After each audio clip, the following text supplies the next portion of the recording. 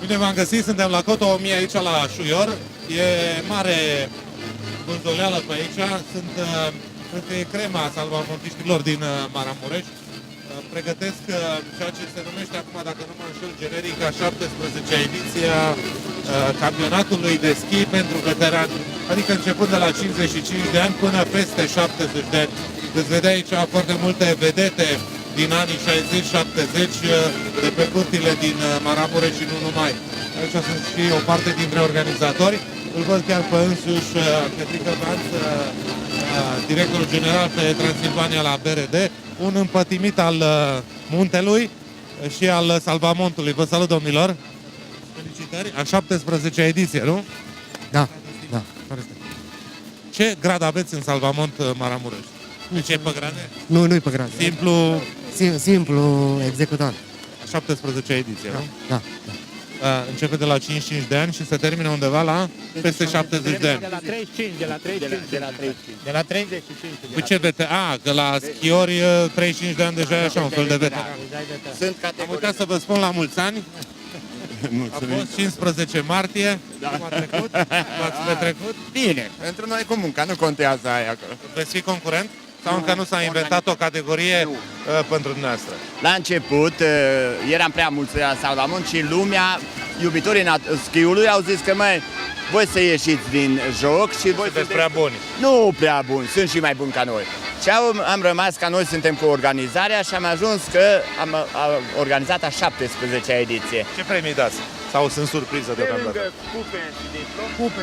Cupe, diplome, mai dăm câte o mică atenție și premiul cel mare este masa mâncată împreună. Ce faceți special? Asta e secret. Vă ducem la bucătar să vă povestească bucătarul.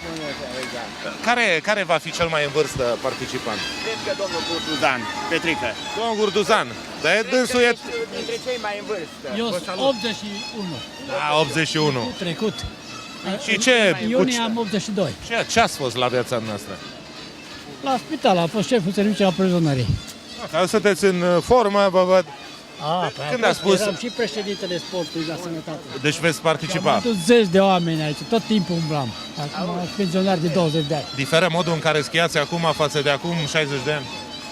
Eu nu pot să zic că eu acum sigur că m-am mai rămolit. Dar îmi place sportul. Dar unde cedează la schiori? Partea asta de suspensie?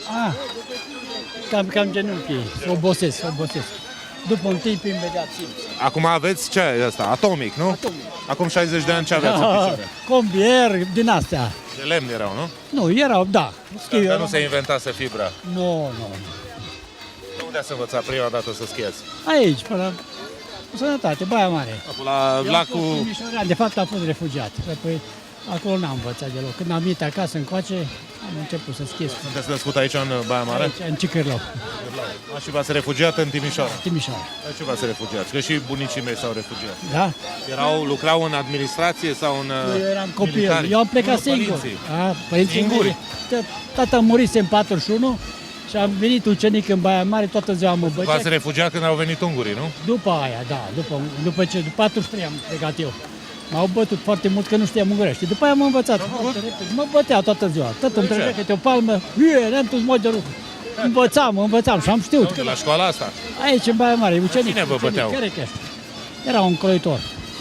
Ăla și vă tot bătea? Bătea. M-a dus în Timișoara. Ați învățat croitorie? Am învățat ca și ucenic aici. Dar am fugit și prin Timișoara. De nevoie ați învățat. Școala. Da, sigur. Ce loc vă propune să obțineți astăzi? Păi nu știu, după vârstă, că nu mai am. Nu vă las. Vă salut. Vă înscrieți? Da, sunt băiatul. Și tot veteran și el? Veteran de 50 ceva de ani. Bateți pe fiul nostru? Nu, el mă bate acum. Eu l-am dus pe el, da, acum. Cred că sunteți drăguți. Bine educat și mă menajează. Vă bate la concursul ăsta? Nu chiar, pentru Dacă că... ați participat la aceeași categorie, v-ar lua? Nu, că eu sunt mai antrenat, schiez mai des. El vine mereu, eu n-am fost. Aveți un fiu modest. Da, eu anul ăsta... Zis că oricum vă bate, că e mai bine antrenat. veneam, că și anul ăsta aș fi venit, dar n-am cu cine. Mă duceau ei din când în când. Dar anul ăsta n-am putut deloc. Nu vă lasă să vă... El mă mai scoate câteodată. Nu vă lasă să vă desfășurați la TV. Nu înțeleg. Ați văzut, hai repede că ne grăbim. Da, nu, că... Mergeți și înscrieți-vă și după aia continuăm discuția noastră. Asta v-am văzut așa până în Ungaria, pe acolo, tot umblați într-o excursie și tare. Am auzit că vă place ce înseamnă Ungaria, unguri. Tot, am umblat peste tot. Nu de aia, Câte pălmi ați luat? cu ungurii deloc. Câte pălmi ați luat? Fiecare zi, măcar una. Unul dintre veteranii, cred că e cel mai în vârstă, 81 ați spus? În trecut. Deja aproape. Spuneți-vă odată numele să vă vadă toate femeile din viața noastră. Curtuzan Petru. Pentru cei care, sau cele care au uitat numele lui Curtuzan. În sănătate, dar eu mă ocupat cu sportul foarte mult în sănătate. Eu eram președinte, vicepreședinte, tot așa. Și eu îi scoteam pe toți. Am avut un schior foarte mare cu noi, pe Kovac Andor, care a fost la Olimpiada de la Oslo. Și pe noi l-am cam copiat. Oslo, în ce an era? 60 și... 52. Ăla are 90 de ani, în Ungaria. Schiurile erau pe vremea aia, erau din lemn, pe vremea aia, de mult. Combier. Și echipamentul cum era? Păi, Nu știu, era inventat pe vremea aia. Nu era, nu. Cu ce haine vă luați pe... Am 60 de ani. Păi, nu chiar 60, dar umblam cu pantaloni frumoși, așa, căutam să avem cu genunchieră, știți, ca să nu... Da. Și bocancii cum erau? Din piele, nu? Din piele, da. Spor la treabă. Ne vedem pe pârtie.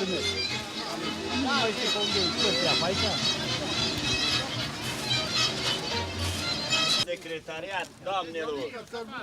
Aveți și femei care se înscriu? Da, uitați, acum sosesc. Dânsele sunt veteranele? Da. Dar înăuntru deja funcționează secretariat. Îl salutăm și pe mai marele salvamontiștilor. Pregătit? Bine ați venit. Pregătim. Astăzi ce gătiți? Sau cine e Astăzi bucătarul? responsabil cu gătitul este domnul Costin Ionică. Costin Ionică. Cu meniu fix de câțiva ani de zile care e perfect. Dar care e Costin? Dânsul e Costin. Un cheșu. Mergem la el. Spor la treabă, vă pregătiți de muncă, da?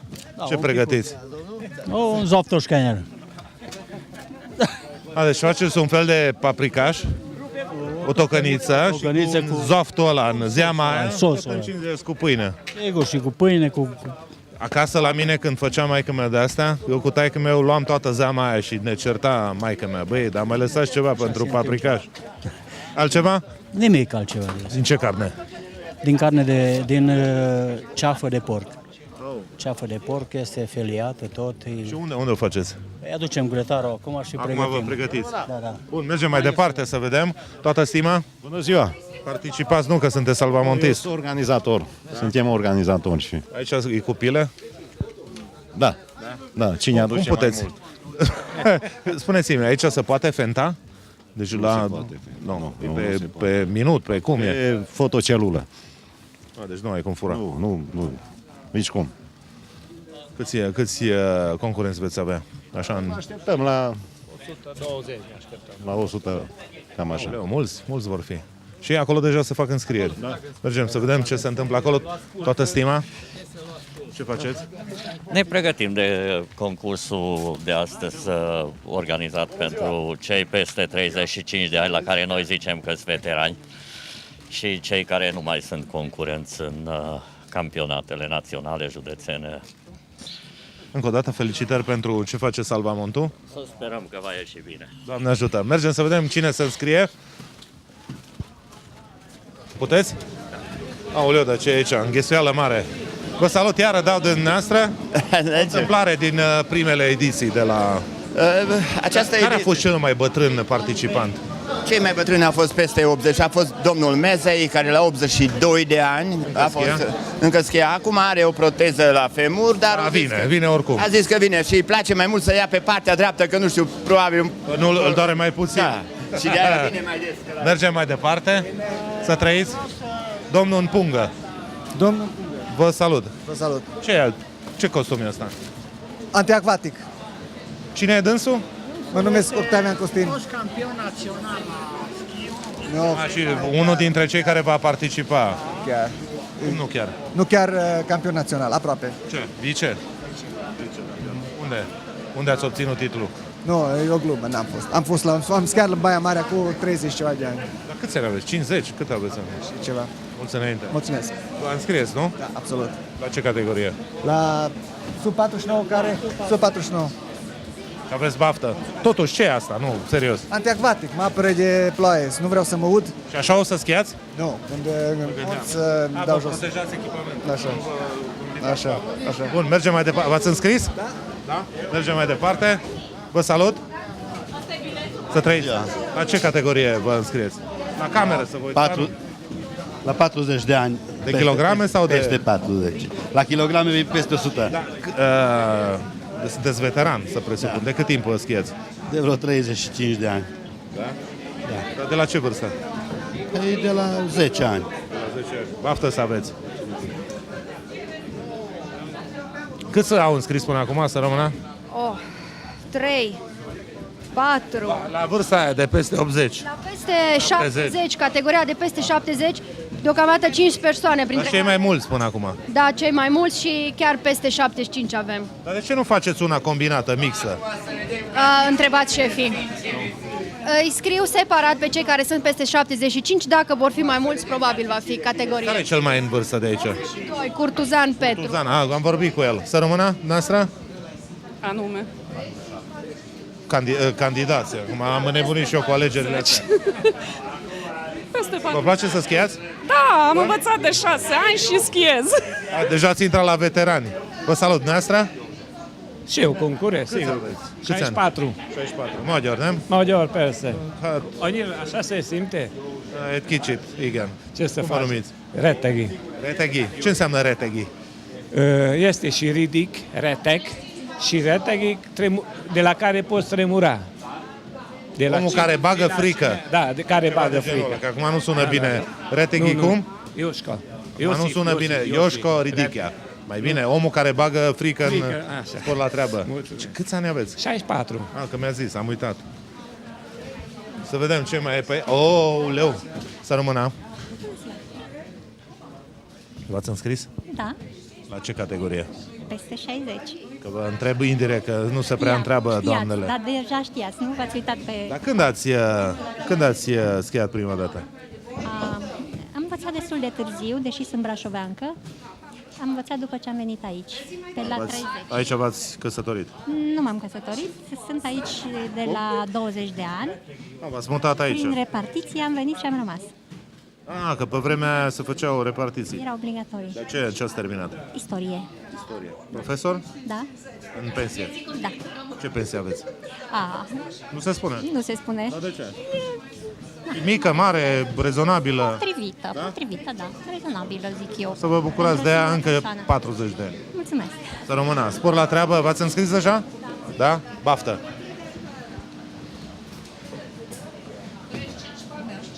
Un alt tânăr care se va înscrie la campionatul, cum se numește? Campionatul veteranilor? Nu, Cupa Veteranilor. Cupa. Cât aveți? 30 și? 79.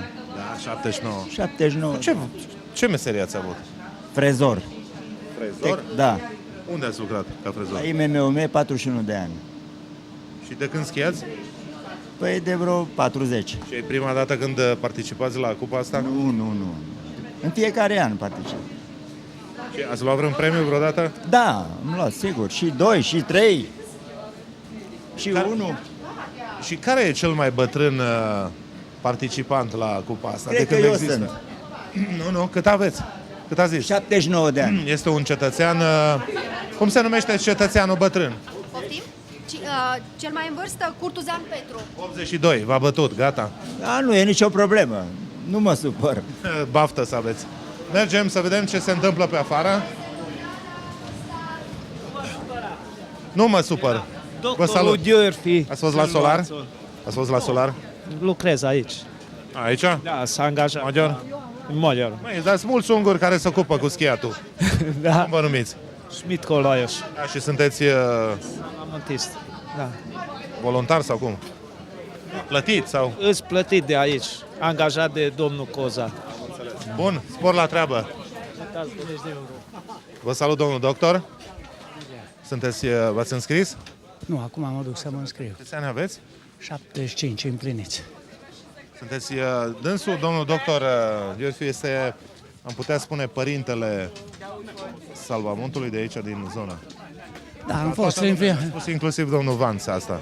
Da. Și să știți că în vorba unui bancher trebuie să te încrezi. Da. Nu prea spune prea multe un bancher, în general, dacă îmi spune certa aia. Da. Pregătit tot echipamentul. De la ce vârstă schiați? De copil. Cât de mic? Vreo 10 ani. 10 ani. Da. Vă mai aduceți aminte ce echipament era pe vremea aia? Eu putem pune acum în muzeu. Da. Schiurile erau din lemn?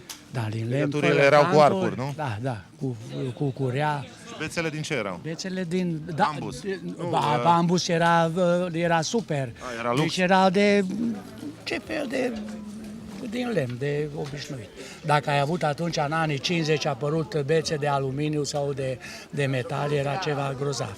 Și de bambus, ce a zis dumneavoastră, ăsta era tot în anii 50-60, încă tot ăla era. Da. Echipamentul s-a dezvoltat foarte mult în ultimii ani. Da, domnul Iorfi, spuneți-mi cum vă explicați. Sunt foarte mulți maghiari care practică sportul ăsta.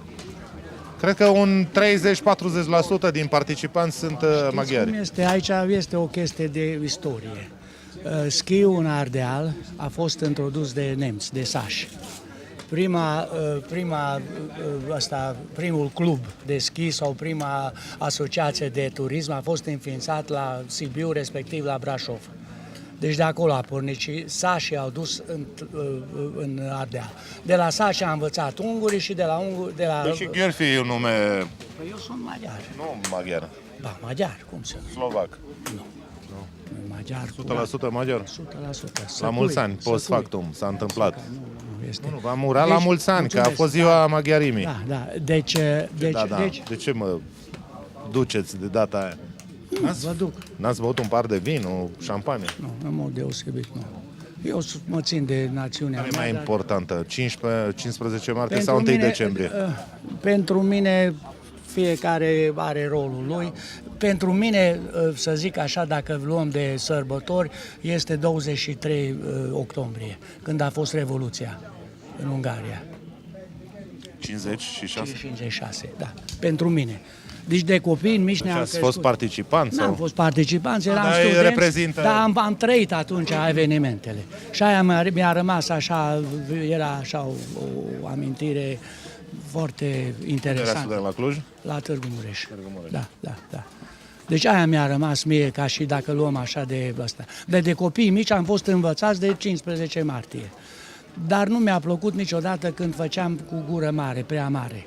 Nici din partea asta, nici din partea cealaltă, știți? Să fie echilibrată. Da, asta nu-mi place. Ce loc vă propune să obțineți astăzi? Știu, la tineri este greu, pentru că noi nu suntem, nu știu în ce grupă ne-a băgat. Deci peste 70 de ani, deci în fiziologic, ca medic spunând, peste 65 de ani, din 5 în 5 ani deja scad capacitățile. Dar unde simțiți mai mult ca schior? Genunchii, încăieturile? Nu, eu nu simt, nu prea. Dar e diferența cum schiați atunci și acum 50 de ani și acum? Schimbat, pe cum să nu? Schiați mai bine acum? Alt stil era. Cum se schia? Păi atunci schia altfel. Cum altfel? O să vedeți acum, de exemplu. Cum altfel? De nu se schiază tot la fel, tot pe 20. Plugul a fost care era la început. Așa, schiam, umărul, dacă mă întorceam la stânga, umărul drept mergea spre stânga. Dacă mergea, acum cum se face? Acum merge umărul respectiv, merge în direcția respectivă. Deci ăsta a fost umăr fals, așa a zis, în anii 50-60, atunci a început. Și noi care am învățat stilul ăla vechi, trebuia să reînvățăm, să ne perfecționăm. Deci era mai greu, știți? Deci s-a dezvoltat foarte. Și echipamentul, normal. Asta ce am Eu tot mă întreb, pe vremea, partea în afară de bocan și de schiuri, ce haine v-ați luat pe dumneavoastră pe vremea aia? Era pullover, era un hanorac simplu. Cu pullover se schia? Și cu pullover, da. Și hanorac simplu, era un hanorac. De ăla din foaie de cort. Hanoracul ăsta, hanorac care zicem acum, eu am avut prima dată în 1950-51. Aveam 15-16 ani. Din foaie de cort era, nu? Da. Gen militar, cachi. Nu, era de diferit, da, asta era la modă, da. Dar ăsta era la modă. Și cu ăsta umbla și iarna și mă mir acum sunt pufoicele și ăștia cu puf și cu ăsta, că cum n-a fost și bătrâni, mai bătrâni spuneau că umbla, făcea făgărașul, de exemplu, creasta făgărașului cu echipamentul ăla. Bun, acum, revenind la ideea că sunteți unul dintre pionierii salvamontului din Maramureș, da. Cum s-a întâmplat atunci? S-a format sau noi care am era mai ideea? discutat înainte, nu numai din Baia Mare, din toată țara, am mai discutat problema asta, că a fost salvamont în România. Prima dată s-a întâmplat o tragedie, au rămas, nu știu ce, fiice de general, nu știu pe unde. Făgărașului. Și atunci așa s-a luat hotărârea că trebuie să înființeze. Dar nu s-a înființat, deci noi n-am fost înființatori, noi reînființat, pentru că în Ardeal a fost în 1909, a fost în cadrul așa zis Siebenbürgischen Karpatenverein, ăsta era Asociația Carpatină Ardeleană și ăsta avea o secție, să zic așa, de salvare și ăsta se numea Karpatenwacht, paza Carpaților. Wacht. Acum nemții în Germania se spune Bergwacht. Deci paza, și nu numai de accidente s-a ocupat, s-a ocupat și de ocrotirea naturii, de flori, de fauna. Trasee turistice. Da, exact. V-ați înscris? Nu. Deci asta era, deci în 69 când am făcut noi am reînființat. Deci practic s-a reluat o activitate mai veche. Asta România poate să fie asta pentru că printre primele asociații din lume, prima dată în 1897 s-a înființat în Austria. Noastră acum țineți foarte aproape de ăștia mai tineri care sunt în salvamont. Cum vi se pare? Cum îi calificați? Buni? Eu sigur că da. Eu privesc cu mare dragoste. Ce le mai lipsește oamenilor ăstora care salvează vieți? Știți cum este? Acum lumea au de toate? Au de mai mult ca noi, sigur că da, lucrează foarte bine, dezvoltat foarte mult, însă eu totdeauna zic că ar trebui să pună mai mult suflet. Noi pe vremea respectivă am avut mai mult suflet. Noi am făcut absolut gratuit, deci... Și aici sunt foarte mulți care gratuit o fac. Dar sunt care și, bine, și primesc, au avantaje, anumite avantaje materiale, dar ăsta zic că ar trebui să fie mai mult suflet. Aici este, în general. Nu numai la noi, în general. Mulțumesc tare mult. Ne vedem mai târziu. Cupa, ediția 17, nu, domnul doctor? Ediția 17. Ok, să fie într-un ceas bun. Cum merge treaba? Bine. Veniți jos la start sau cum facem? Unde e jos? Unde se face? Pe pârtie, unde e concursul efectiv. Dar unde e ăla? Pe pârtie, A1 și kilometri avem de coborât? 1. Aoleu, pe jos? Da. Aoleu. Dumneavoastră mergeți pe schiuri? Da. Până acolo. Vreți cu Achia? Cu Achia, da. Și cu ce facem cu operatorul? Păi nu, îl culcăm pe el în Achia și să filmăm așa, poate fi mai interesant. Și eu ce fac? Mai aducem Achia. Haideți că negociem mai încolo.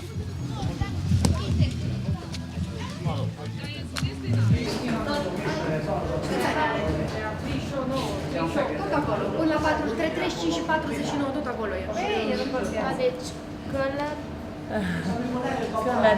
călării.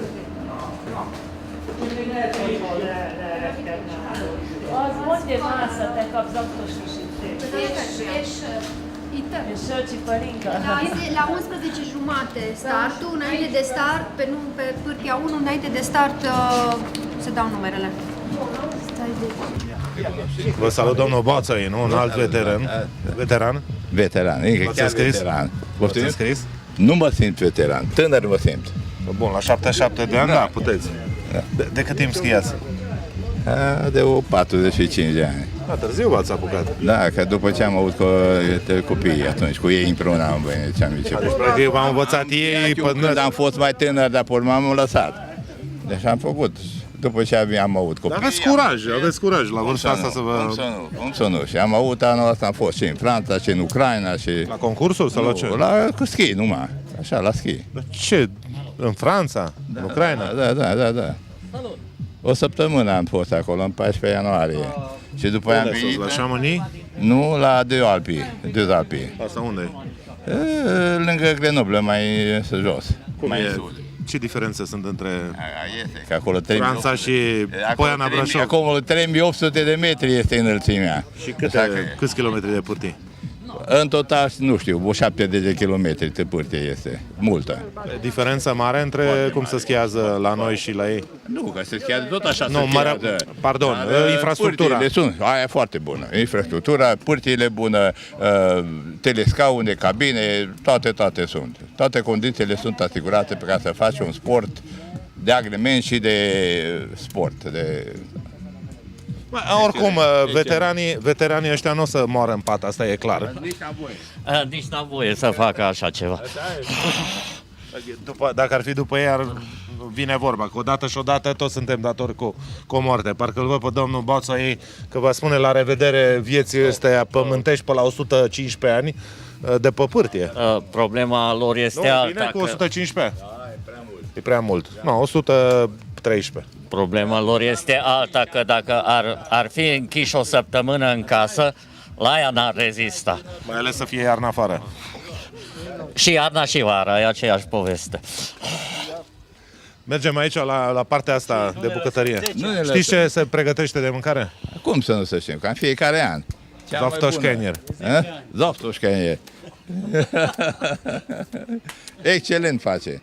Ani de zile, 10 de ani de zile tot te cunoaștem. Cel puțin 20 de ani. Și asta e tradiție? Zaftoșkenier la... Și înainte am făcut la izvoare. Deci an de an se face pâine de asta înmuiată în zeamă de la... Da, asta, an de an. Eu cred că veniți mai mult pentru Zaftoșkenier. Credeți dumneavoastră, dar mergem să schiem până atunci. Unde sunt schiurile? Mai încolo, jos. Vă puneți pe schiuri acum? Haideți să vă vedem. 2-3 mașe până jos. Da? Bun, mergem să vă vedem. Da.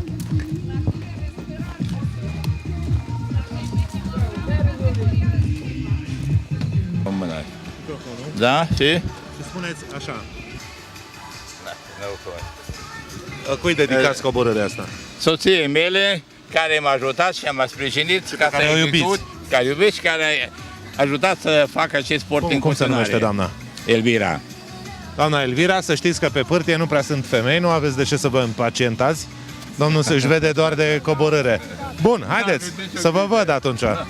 Să văd. Vii, mergem jos.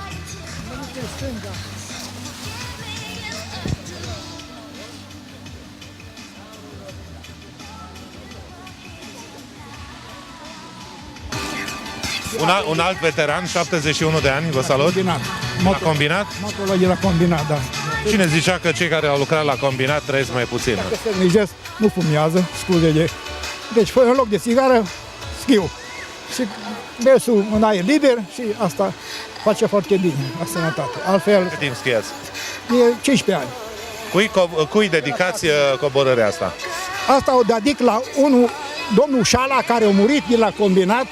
Dacă ați auzit de el, Horvat Baci, care s-a dedicat tineretului și sportului. La el pot să-i mulțumesc. Cinstea lui, fie țărâna ușoară. Da, Horvat Baci. Să vă văd.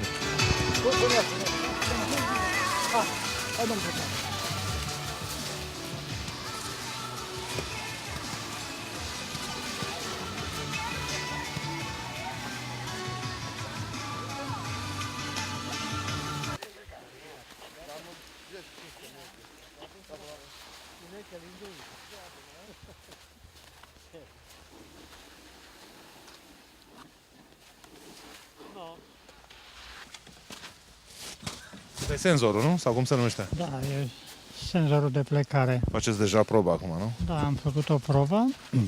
Și trebuie să o țineți deschisă până când... Deci în momentul în care vine concurentul la start, anul este bine.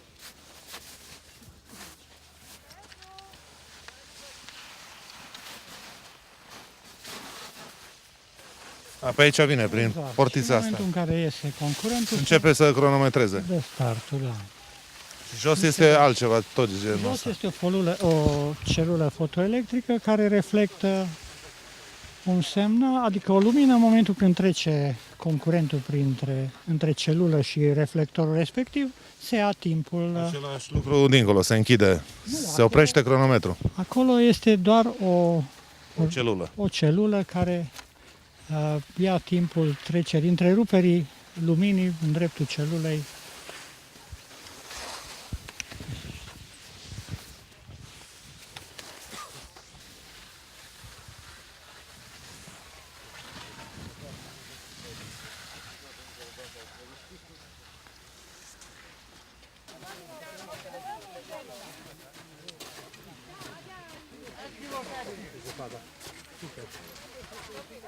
Păi ne mai vedem și